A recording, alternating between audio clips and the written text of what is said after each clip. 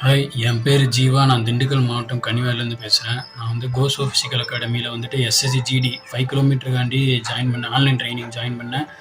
நான் ஜாயின் பண்ணுறதுக்கு முன்னாடி என்னோட டைமிங் வந்துட்டு 5 கிலோமீட்டர் டைமிங் வந்துட்டு 25.49. இப்போ என்னோட டைமிங் வந்துட்டு 22.51 செகண்ட்ஸு.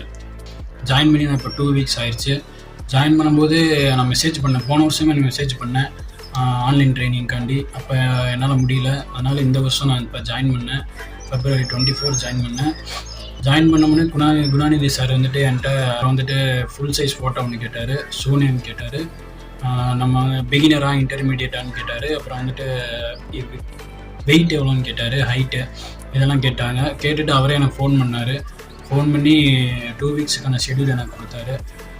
ஃபஸ்ட்டு வீக் நான் ஃபாலோ பண்ணேன். அவர் சொன்ன ஷெட்யூலை ஃபாலோ பண்ணேன். அப்படியே ஃபாலோ பண்ணேன்.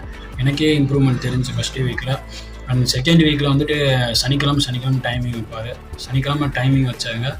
அதில் வந்துட்டு 22.51 வந்தேன். கிட்டத்தட்ட நான் வந்துட்டு 3 மினிட்ஸ் குறைச்சிருக்கேன்.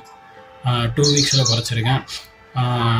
2 வீக்ஸில் 3 மினிட்ஸ் குறைக்கிறது ரொம்ப கஷ்டமாக இருக்கும் ட்ரைனிங் அப்படின்னு தான் நானும் நினச்சேன்.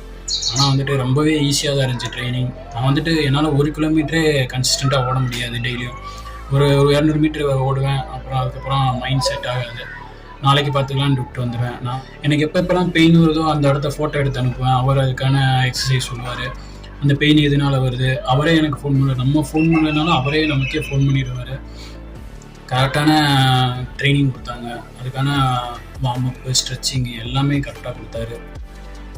நான் வந்துட்டு ஃபஸ்ட்டு ஆன்லைன் ட்ரைனிங்கில் எப்படி நம்மளால் ரன்னிங் டைமிங் குறைக்க முடியும், நேரில் போய் பண்ணுறதுக்கும் ஆன்லைனில் பண்ணுறதுக்கும் நிறைய வித்தியாசம் இருக்குது அப்படின்னு தான் நானும் நினச்சேன். ஆனால் வந்துட்டு ஆன்லைனில் நான் வந்து சேர்ந்ததுக்கப்புறம் தான் தெரிஞ்சிச்சு ரொம்பவே ஈஸி அப்படின்னு. அந்தளவுக்கு ஆக்டிவிட்டி இருந்துச்சு. அவர் சொன்ன வார்ம் அப், ஸ்ட்ரெச்சிங்கு எல்லாமே அவர் ஒவ்வொருத்துக்கும் வீடியோ அனுப்புனார். எனக்கு ஃபோன் பண்ணி கேட்பார், இன்றைக்கி எப்படி இருந்துச்சு, நாளைக்கு இந்த மாதிரி ரன் பண்ண போகிறீங்க.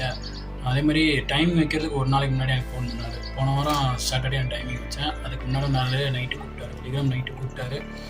இந்த மாதிரி பேஸில் ஓடுங்க, இந்த ஃபஸ்ட்டு கிலோமீட்டர் இந்த பேஸில் ஓடுங்க, செகண்ட் கிலோமீட்டர் இந்த பேஸில் ஓடுங்க அப்படின்னு சொல்லி எந்தெந்த கிலோமீட்டருக்கு எந்தெந்த பேஸில் ஓடணுன்னு அவர் தான் ஃபோன் பண்ணி சொன்னார்.